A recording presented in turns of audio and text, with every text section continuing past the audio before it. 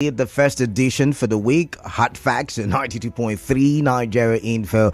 I am yours truly, Kala Dakorubatu, and together you and I will talk for development and have a fun conversation as we look at some of the issues bedeviling the country. Remember, the show will run from now up until 7 p.m. and it's structured in a way that every conversation lasts for an hour. So we've got the big stories this hour. Top of the 4 o'clock hour, the business news, and after that we talk for development some more, and then we go for another news break, and this time the news update at the top of the 5 o'clock hour, and when we come back, more conversations for development, and that will culminate the 6 o'clock hour where the major news will come your way. But then again, after the major news at 6, we'll reconvene here. And we will do a recap of all the conversations we've had on the show. We call it the open season, where you and I, get to talk about things maybe we forgot to mention, maybe things that we could not say due to time permit and all of that stuff. We get to talk about that extensively during the open season. Once again, welcome. Remember, this is an audio-visual radio station, so you can watch us live on Facebook and on YouTube, Nigeria Info PH. And you could also, catch the conversation actively on X, formerly Twitter, Nigeria Info PH as well. All right, let the conversations begin. And we'll start with the big stories making the rounds. And I'd like to start with the story that has, the big headline on majority of the dailies for today. Cameroon Dam Opening. The floods are coming. That's how I have captioned that big story. Cameroon Dam Opening. The floods are coming. As you already know, River State is among, states to be affected by the flooding if it does come, except like there is a miracle, of some sorts. The floods are expected to, land in Nigeria, and it will affect several states, including River State. Now, being in the field last year, seeing the devastation that the floods brought to, parts of River State, I've been clamoring every time I've had the chance to be on a microphone. I've been clamoring that something has to be done to ensure that people do not get to suffer as much as they did last year. Lives were lost, properties destroyed, farmlands destroyed. I mean, the destruction was so saddening, and thinking about it now, I don't pray for anybody to go through such a situation again. But the truth is, the floods may be coming anytime from now. The reason why is, I hear Cameroon has opened its dam. A letter was sent to the federal government, but the hydrological center is saying it saw the notice, I think, a week after the dam was opened. And now NEMA has told state governments and communities to ensure that they evacuate people in communities that are flood prone. People in the communities have also been advised to vacate the community and go to places where, they may be safer. State governments are saying that they will use schools and, some other public facilities as, what do you call that place again? There's a name for it now. I'm trying to remember. Emergency centers. I'm trying to remember the name we like to call it in Nigeria. But they're going to use it for emergency centers. And I'm wondering why last month, the month before that, the month before that, nothing was done to prepare for the flooding that I've been singing about and I've been saying that it will come. And it's such a sad thing if the flood does come, and just like last year, people are left in a sad state. I hope the federal government and the state government can do much. I really hope. I really do hope. The past administration talked about dredging our rivers. They talked about several things. I'm wondering why we still have not been able to get into some kind of partnership with Cameroon on how to control the dam, to ensure that we don't get the flooding annually as it has been in the past few years. But the floods are coming. What do you think we can do to ensure the devastation is not as bad as it was last year, because I'm feeling emotional. I mean, preparing for it, I did not know I would feel as emotional as I am feeling right now, but I am feeling emotional because yet again I was in the field. I went to some of the flood communities. I put my feet in the water and moved distances to see the impact of the flooding in several communities, so I know what it really was like for a lot of the people who were affected by it. But moving on now to the next big story. I did caption it: Governor Fubara faults federal government strategy as Air Force destroys illegal refining sites in Degema, Akuku Toru. Now, we saw on several pages or several dailies that the Air Force did destroy illegal refining sites in Rivers State. Now, the refining sites were said to be in... Now, according to a statement by activities and other criminal elements bent on destabilizing the nation and making life unbearable to peace-loving Nigerians, the air component of Operation Delta Safe carried out an air interdiction missions on some illegal refining sites located at Cotton Channels, Bile and Gogokori in Degema local government area of River State on the 27th of August 2023. It also talked about destroying a Cotonou boat observed to be loaded with illegal refined products and heading into open waters.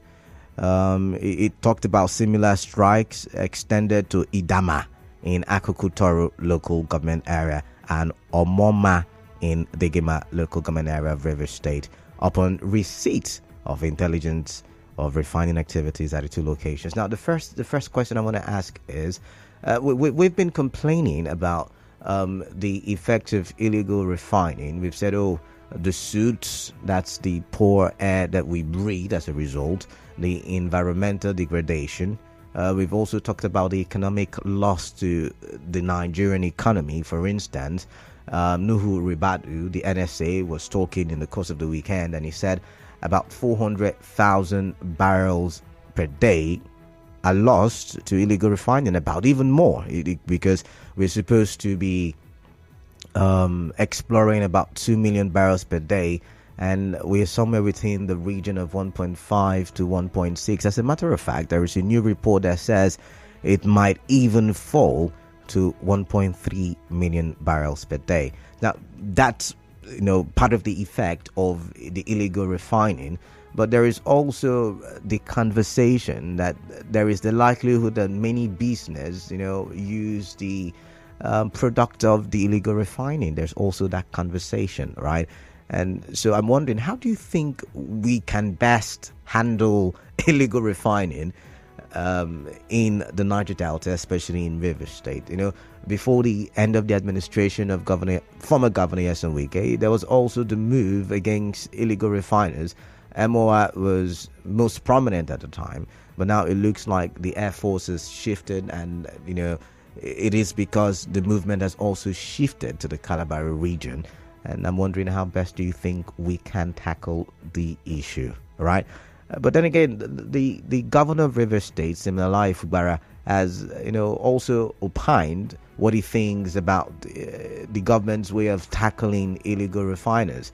Now, over the weekend, he did mention that the federal government should re-strategize. The federal government should look at other ways of tackling, and he did say that the federal government should first of all go for the sponsors, the cartel in Abuja, who have made it possible for the boys, the locals, to be able to embark on the illegal business. Do you agree with the state governor on that one?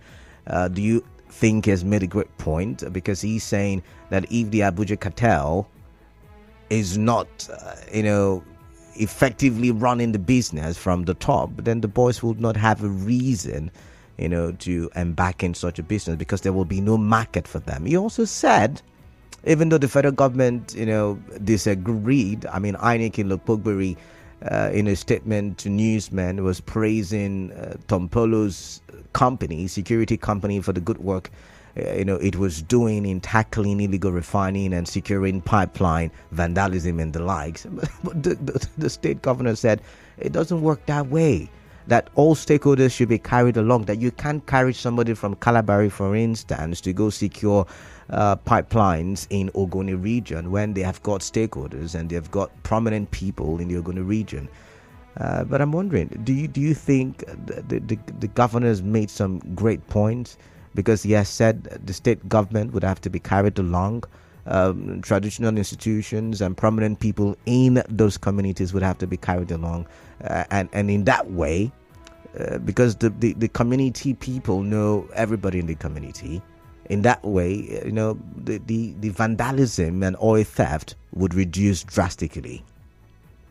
I'll play the sound clip in a bit. I'm looking for it, where he was talking, and he was bearing his heart concerning the government's strategy on oil theft and illegal refining.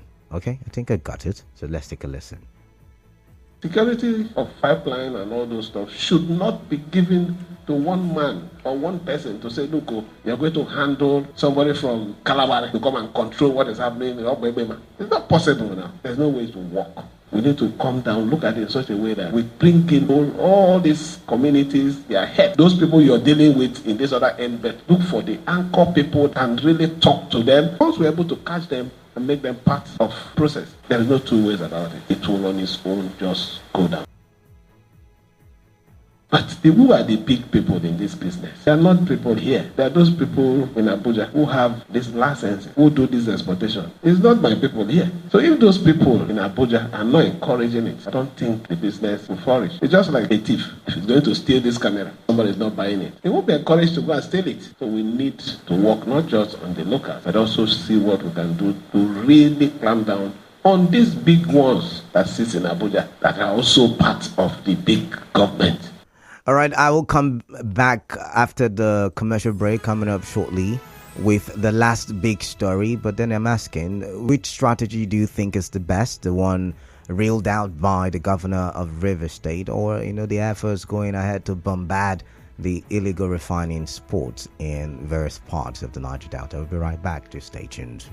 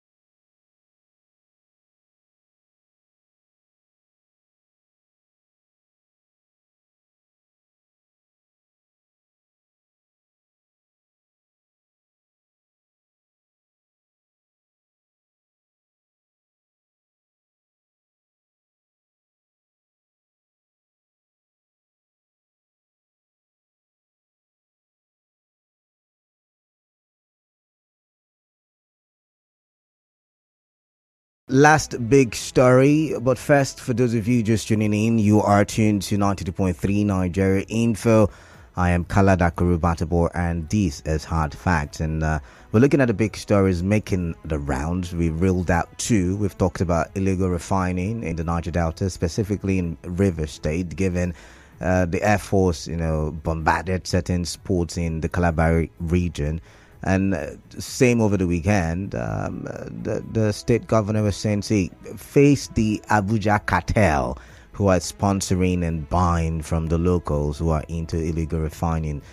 Face them, because the locals, he does not believe the locals can sponsor, the illegal activities. And he also said for the oil theft and vandalism of pipelines to reduce, you're giving the statistics that over 400,000 barrels per day, are lost.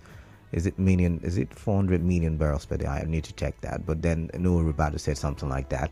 He said, for that to happen, all stakeholders must be carried along and not to give it to particularly individuals or companies.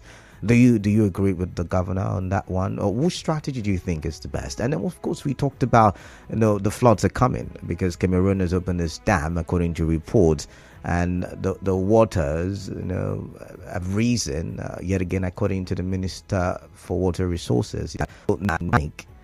It has also advised state governments and local governments and even communities to evacuate residents in flood-prone areas.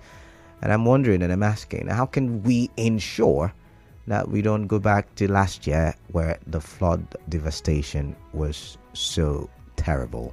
And out to the final one, NBS unemployment data is fraudulent, labor and employers are saying. It's really interesting because ever since NBS brought about its new methodology in calculating unemployment rates and underemployment and all the likes, a lot of people have kicked against it. Remember last week we talked about it, and our guest did say that he cannot understand how they came about that 4.1% for the first quarter. He does not think the methodology is in tandem with the realities. However, the NBS is insisting, and it's saying, I don't know how you guys think about it, but a larger population of the employed are in the informal sector. The NBS is insisting that about 90% or even more are in the informal sector. As at today, the headline on the Guardian newspaper says 75% of Nigerians are self-employed, and it also extended the labor age to 15 years. It was 18, 17 thereabout. That has been extended to 15 years.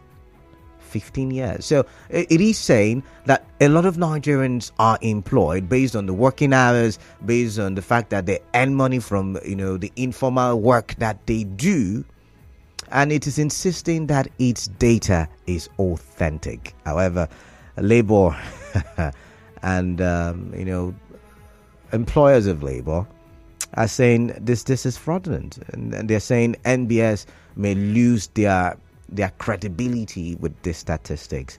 I'm not going to go more. You can go read that. I'm not going to say more, rather. You can go read that report on the Vanguard, and on the Vanguard. The fact is that any statistical data that is not truly representative of the facts on ground loses its validity. We know that unemployment figure in Nigeria cannot be falling when the reality is that we have factories that are closing and leaving the country because of difficult operating environment. You then ask yourself, where are the new jobs that have absorbed the thousands of graduates that are entering the labor market annually? The truth is that rebasing the employment template in order to get a lower figure of unemployment is not helpful, as it may undermine the credibility of NBS work in the future. All right, so do you agree? Do you agree with some of the arguments as seen in that report, in that article? I like to hear from you. Time is fast spent, so it's time for me to go to the phone lines. The numbers to ring me with are 0817 923 0002, 0817 0817-923-0003. Once again, 0817-923-0002 and 0817-923-0003. Remember, there is a call screener. When you do call in, she's going to take your name and your location, and then she'll patch you through to the studio, and of course we'll have a conversation for development. But better still, you can send your WhatsApp messages to the number 0809 030 6416. Once again, 0809 030 6416. Which of the big stories piqued your interest? The floods are coming, the fight against illegal refining, or better still, the unemployment rate, which economists, labor people, and employers of labor are kicking against. I've got Frank, and Frank is calling from D-Line. Let's listen to Frank now. Hello, Frank. Welcome. What's on your mind? Yeah, good afternoon, Canada. Yeah, good afternoon. What's on your mind, please? Let me react on the flood issue. All right. Now that they have opened the dam, the people that are in charge of there is SEMA and NEMA, should put their heads together to make sure that the people of the Orasi region will not suffer the same thing that they suffered last year. Like last year, when I visited my people in the village, they stranded. So this time around, I have not seen anything on ground from federal government or state to convince me that they are capable of taking care of my people.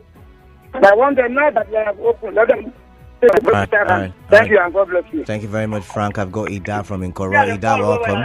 Yeah, Kalada, good afternoon. Yeah, Ida, welcome. You're Honorable Ida from Nkoro.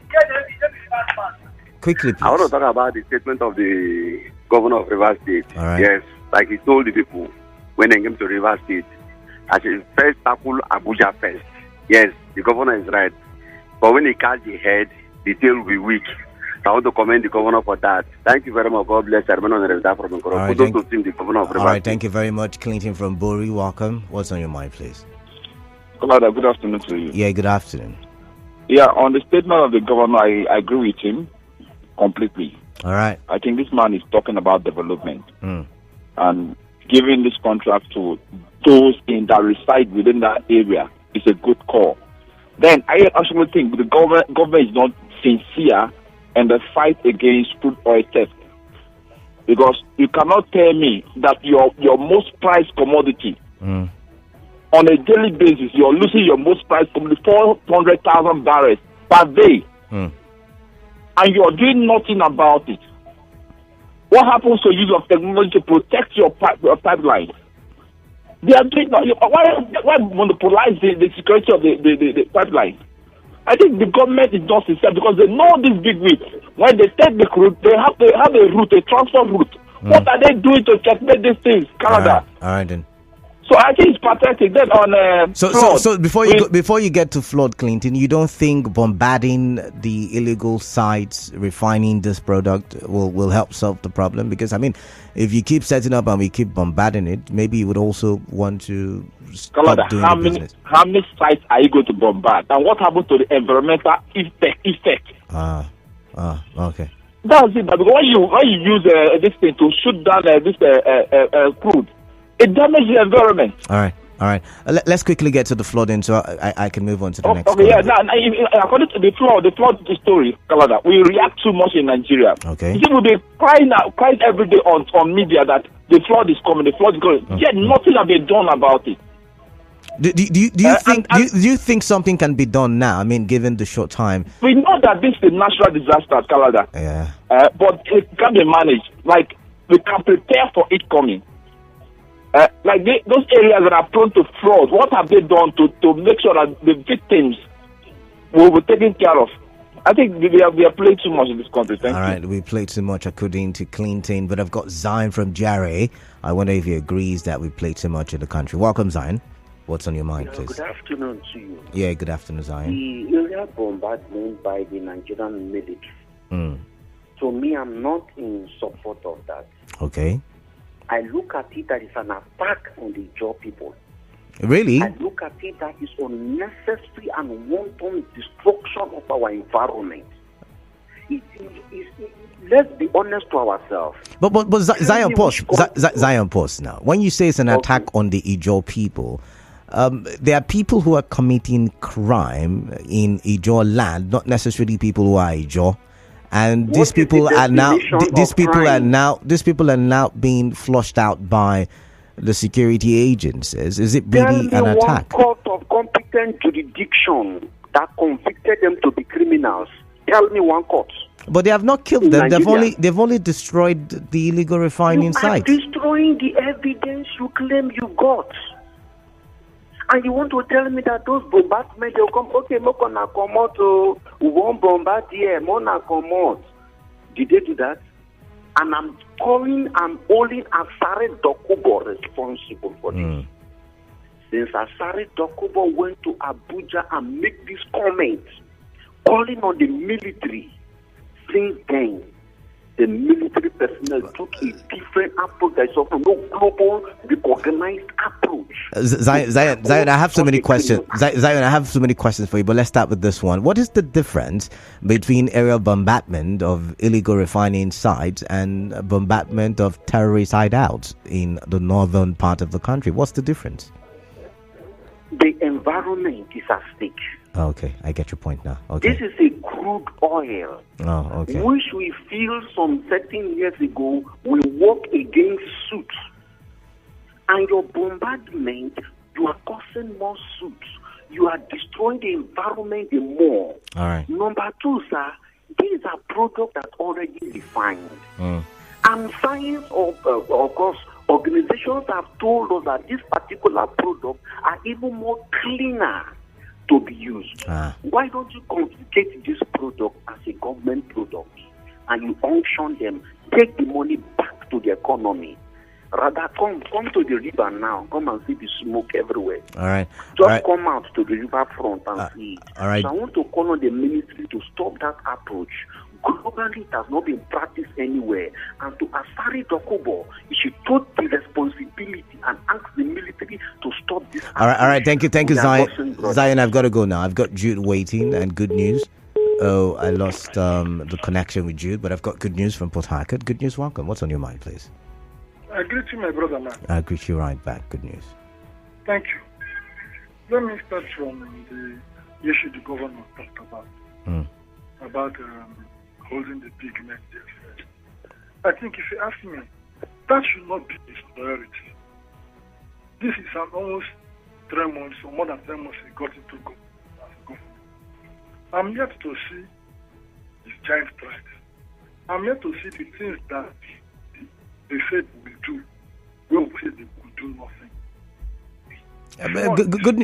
Good news. That's a different perspective. I agree, but it's not a perspective for the conversation, don't you think?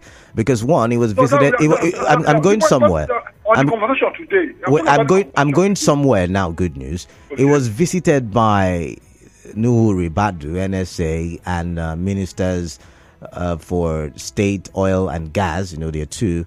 And they were talking about oil-related issues. How you got about tackling illegal refining? It has nothing to do with time off or none of that. We're not talking about that. We're talking about how he reacted to the strategies of the federal government.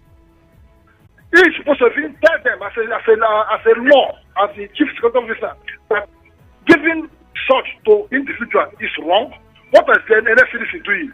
What are the police doing? The Air Force and Army are doing? Not coming to agitate for giving somebody from another place, No. And the security people that you're talking about will work with the locals here. So that's why I'm saying that he's not supposed to mention those areas. Let me talk about the flood. Let me link it to the flood.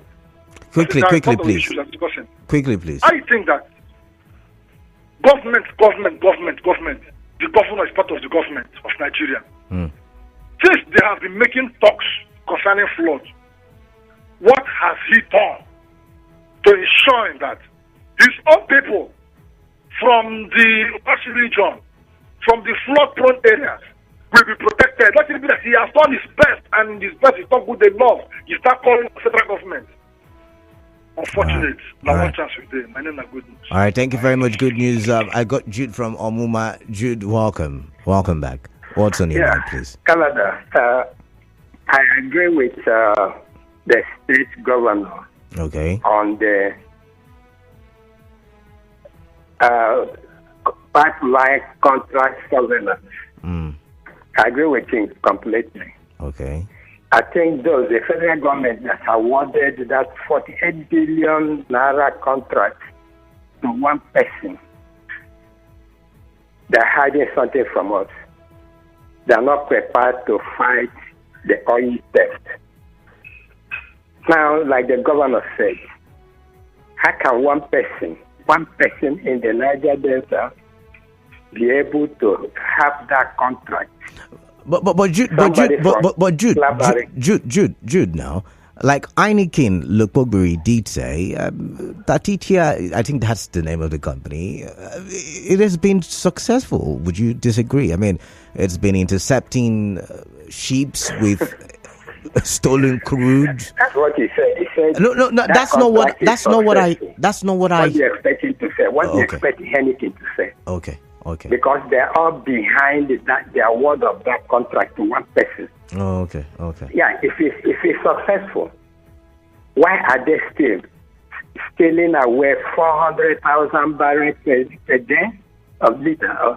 400 barrel liter. 400,000 barrels per day, actually. 400,000. Why are they still stealing that? If it's successful, Heineken and the rest of them are behind the award of that contract.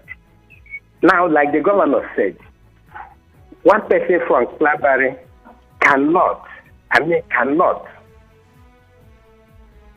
put effective surveillance on the pipeline in a year or Mandone.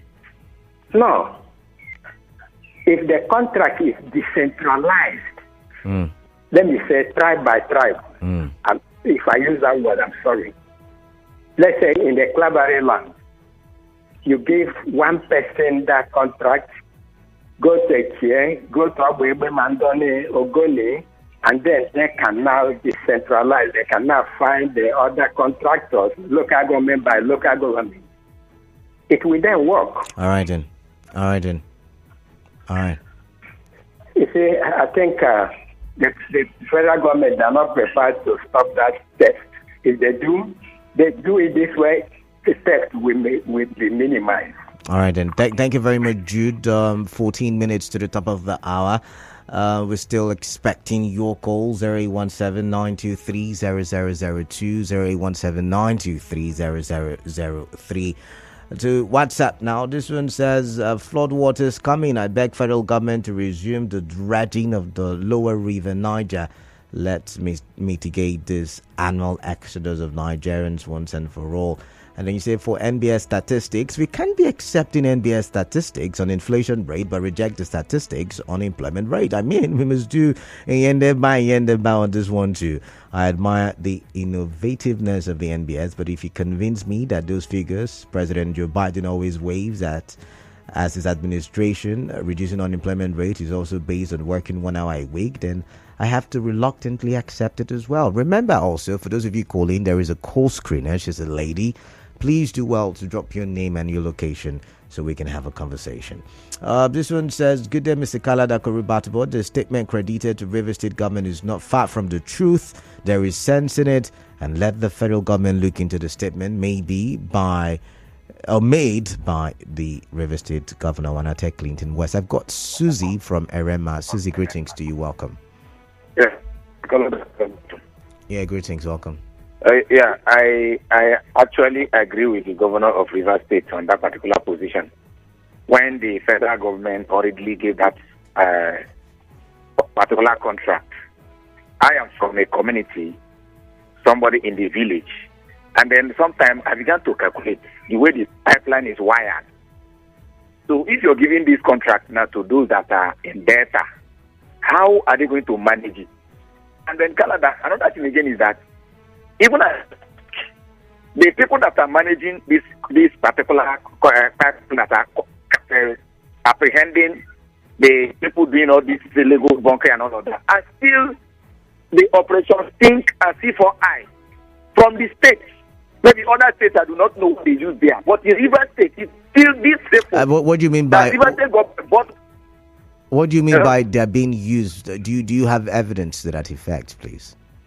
The people that if you are traveling to Africa now, from Ele there is a place where they usually bomb this what is it called? This tanker. After Ele Lalimini, between Ele Lalimini and Akoda, you see where they burn a lot.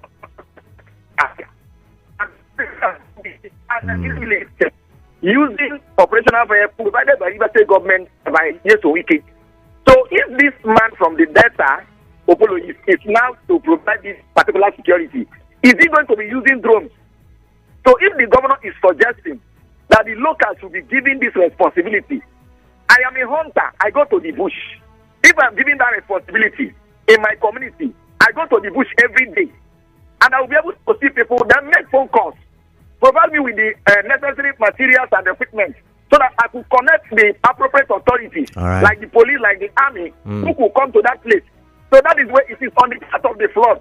I believe the River State government, as we speak, the sensitization is going on from all walks of life in all the River State, all the local governments. If anybody is not listening to radio, or you feel that you want to play to the gallery, not to this continent, and to this continent what the state is doing. So can you tell me, Susie, before you go, tell me what has been done in your local government concerning the flood. My local government. Yeah, what has been done? As we speak, there was a town hall meeting that was held by the Onega local government chairman on sensitizing the people on what to do. They cannot start. And what are they to do? Because the floods are coming. I want concrete solutions. What has been done?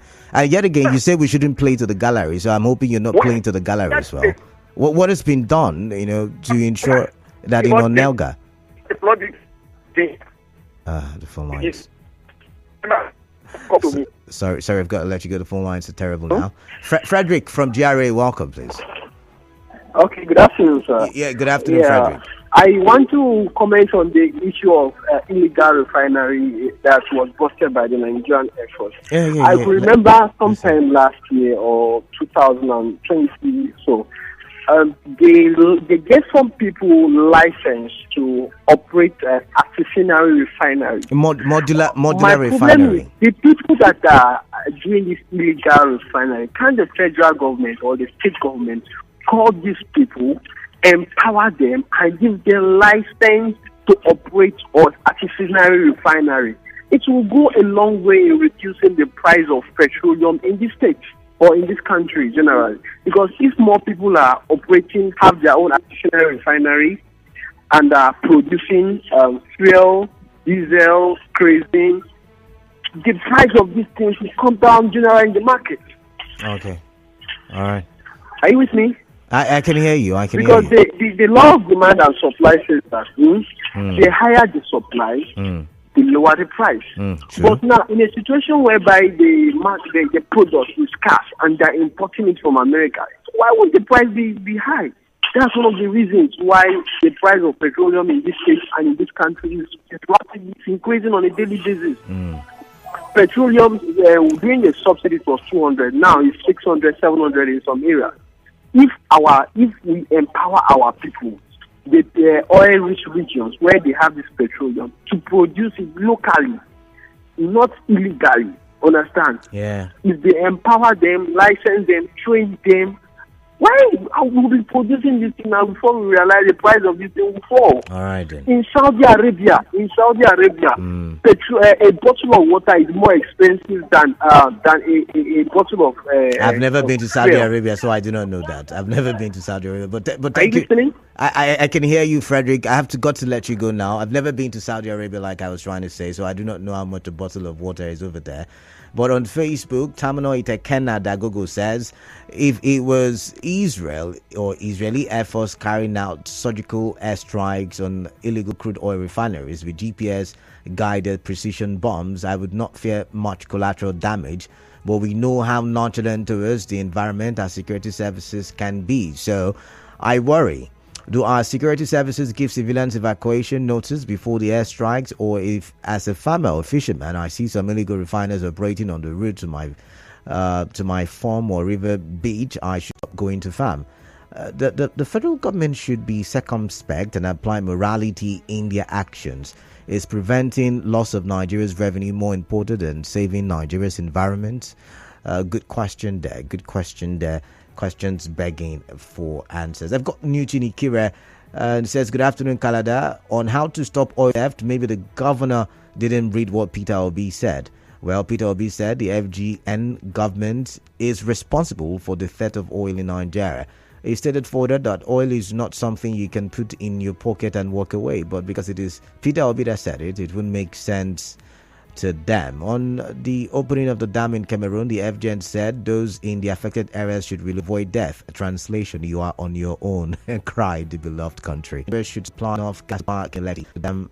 If the dam is the dam, sure, I don't know. Anyways, thank you, opinion. Good afternoon, Cameroon Dam Opening. I think by now the government should have constructed a collecting dam so that whenever they reach the as we collected, better still, local housing structures constructed for the flood victims outside flood prone to sell enjoying positives to citizens rather than providing solutions to problems. So, coming up in a few seconds' time. When I do come back, I read some more messages on WhatsApp. Just stay tuned.